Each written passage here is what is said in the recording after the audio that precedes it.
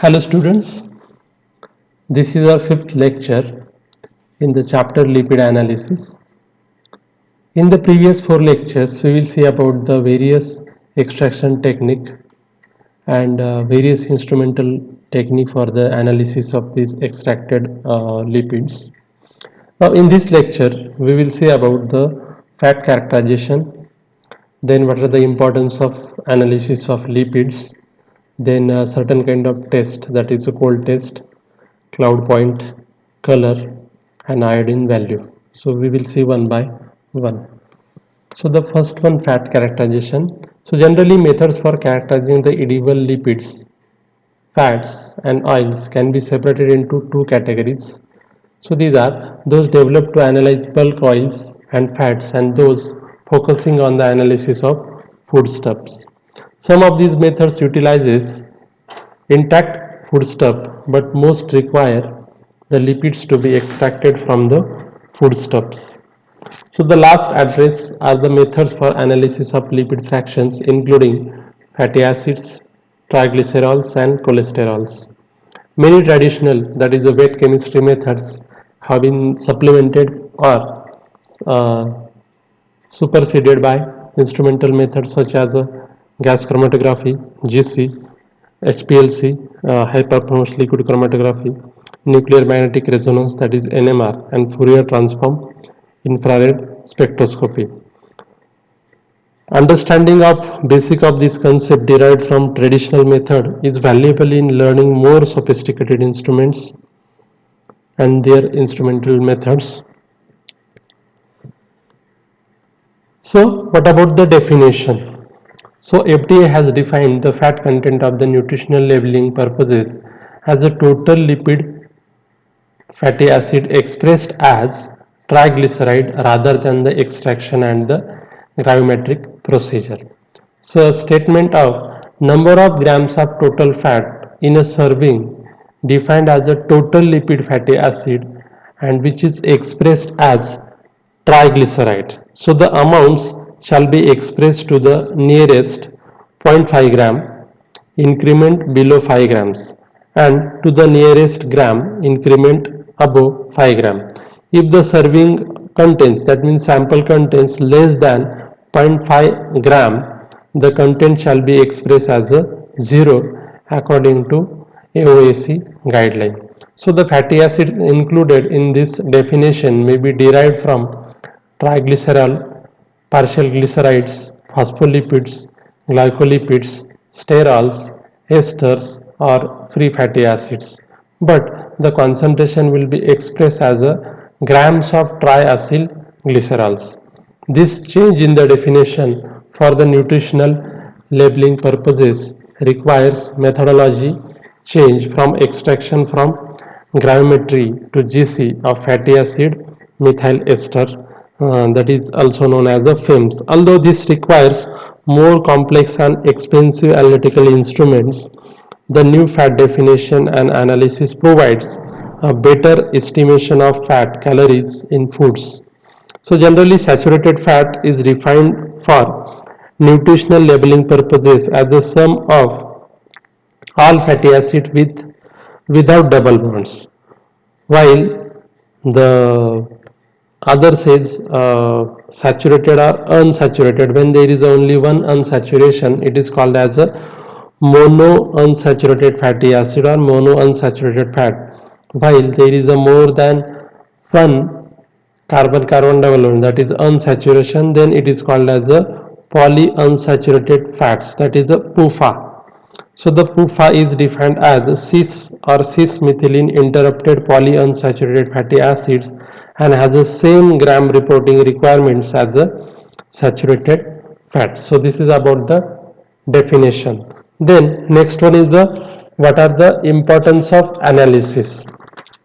So as we know that such issues that affect of dietary fat on the health and food labeling requirements necessitates the food scientists to be able to not only measure the total lipid content of the foodstuff but also what kind of content. So we should characterize it. So what kind of fatty acid, not only the fatty acid, but which fatty acid is present. So that is the need to characterize the given sample. So the health concern requires the measurement of such parameter as the cholesterol and phytosterol contents and amounts of the trans or omega saturated or mono polyunsaturated fatty acids.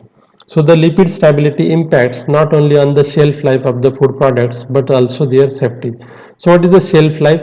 Shelf life, it is nothing but the content having some kind of usefulness, some time for the usefulness. Suppose shelf life of the some tablet, it is about 1 year. So the tablet usefulness is about 1 year, and beyond that there is a some properties of the particular sample or content will be lost. That's why we can say that the lipid stability impacts not only on the shelf life of the food products but also their safety. So how safe the particular product is considered here.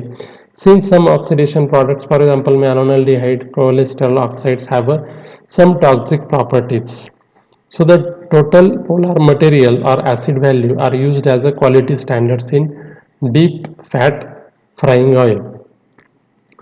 Now, lipid content in the foods and typical values.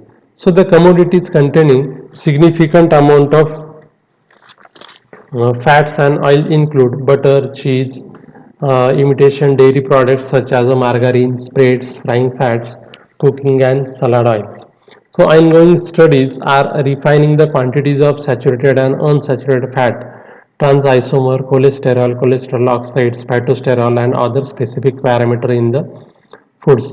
Because of their usefulness as a food ingredients, it sometimes is important to know the physical and chemical characteristic of the bulk fat and oils. So the food containing even minor amounts of the lipids, that is less than 1%, can have some kind of shelf life limited by the lipid oxidation and subsequent rancidity. Means what, after some time if the shelf life is going, the lipid get oxidized and the subsequent rancidity or decomposition is occur. So this is all about the introduction, definition and all the things. Now we will go to the actual fat characterization. So first one is the cold test. So the cold test is a measure of the resistance of an oil to the towards the crystallization. So the absence of crystal or turbidity indicates proper winterizing. So what is winterizing? So winterizing of an oil is a process that uses a solvent and cold temperature to separate lipids and other desired oil compounds from waxes or some kind of lipid material. Okay, so the cold test, whenever we have expose the particular sample for the cold test, then we can say that even after lower temperature the sample not crystallizes, it means it gives rise to the purity. Okay, for example if you consider here the example of honey. Okay, so purity of the honey is well defined by some cold test. Whenever we have freeze that honey, then there is a crystallization of, if there is a some kind of sugar is there which is added externally as an adulterant, then that sugar will crystallizes and shows the quality which is not up to the mark. Okay, so for that purpose what is the procedure? So we can store the given oil in the ice bath for at 0 degree Celsius for 5.5 hours and observe for the crystallization. So after 5.5 hours, if crystallization is there, then we can say that the particular fat that means we can measure the resistance, how it is resistance to the crystallization. Now what are the applications? So the cold test is a measure of success of winterizing process. So it ensures that oil remains clear even when stored at a refrigerated temperatures. Winterizing subjects an oil to cold temperature. So this results in oil that will not cloud at low temperature. This is the useful for ensuring that oil remains clear in the product, such as a salad dressing that will be stored in the refrigeration temperatures.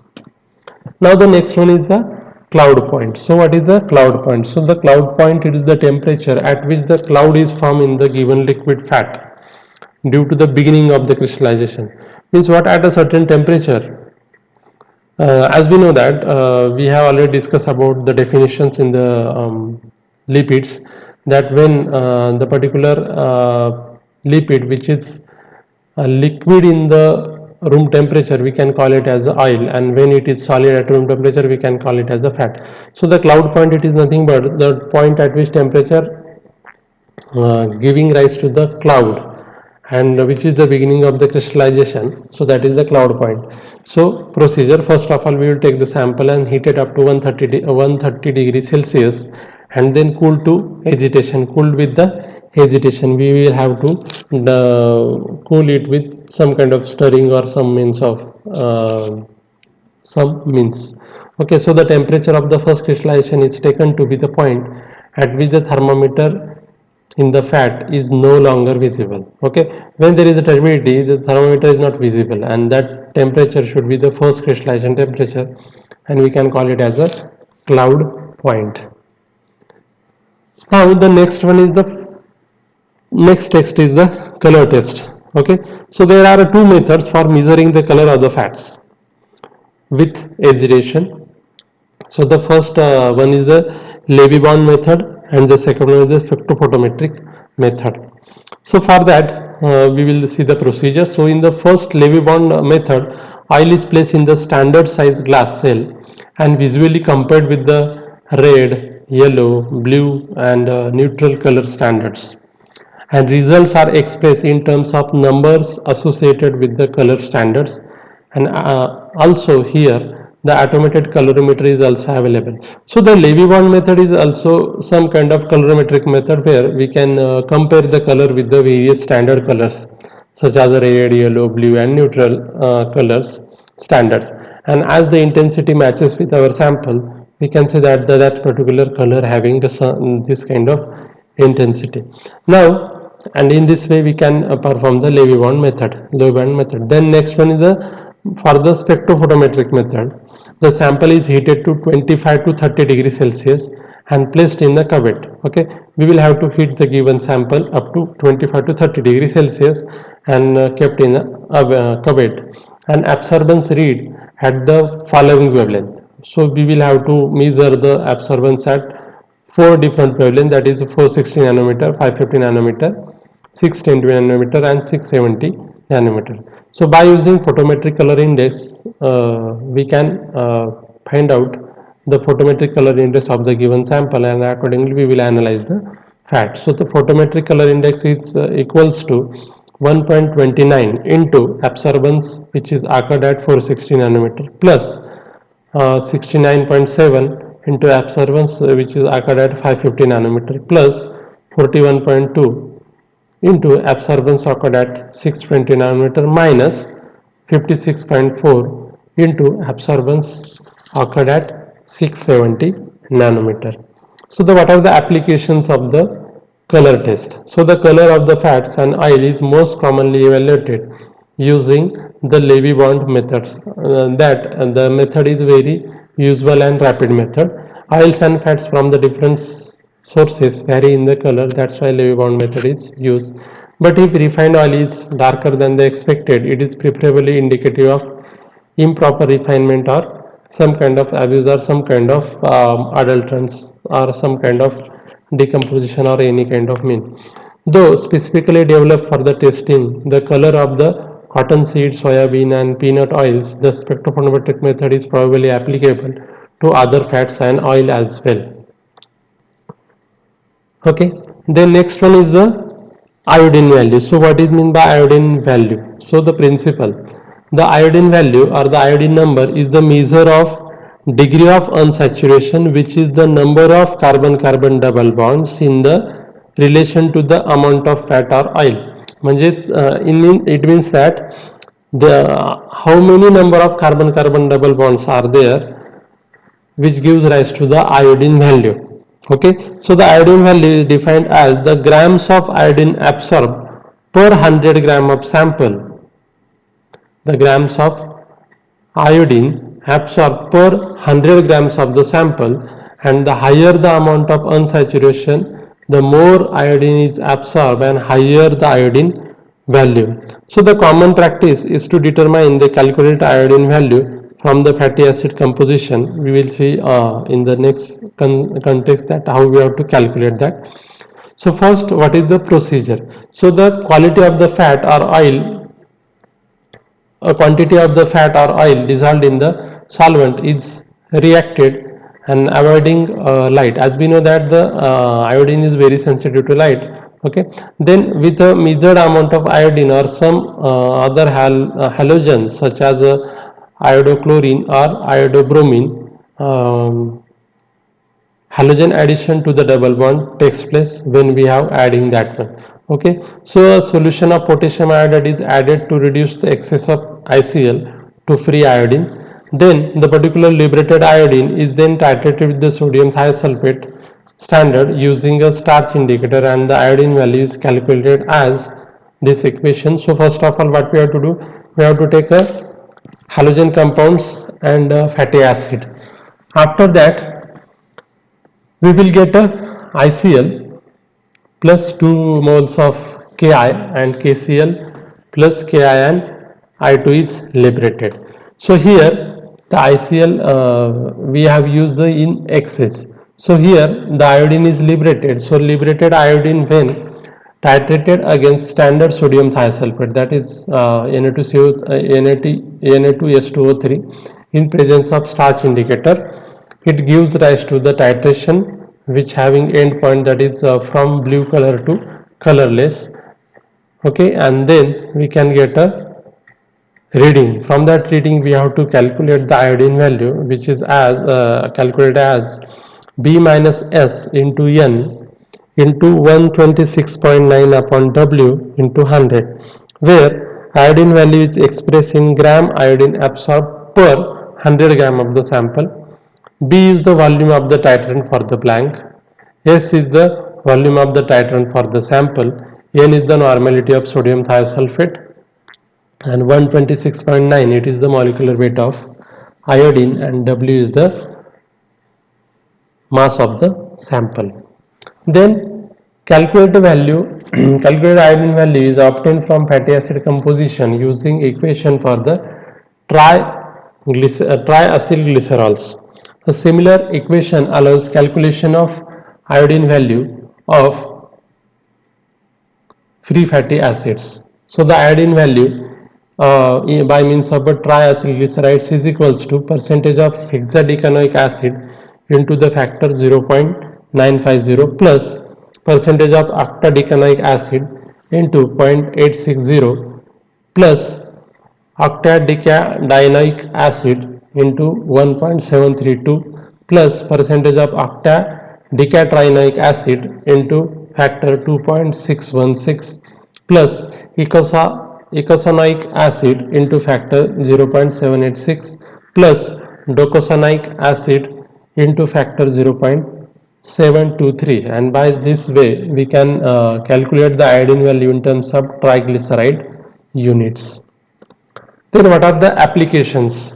So the iodine value is used to characterize the oils to follow the hydrogenation process in refining and as an indication of the lipid oxidation, since there is an decline in the unsaturation during the oxidation. The calculated value tends to be low for materials with low iodine value and for oils with greater than 0.5% unsaponifiable material, that is fish oil. The Witch iodine procedure uses ICL and Hannes procedure uses IVR. So the Witch procedure may be preferable for highly unsaturated oil as it reacts faster with the double bonds. Okay, so this is all about the iodine value, and so this is all about our lecture. Thank you.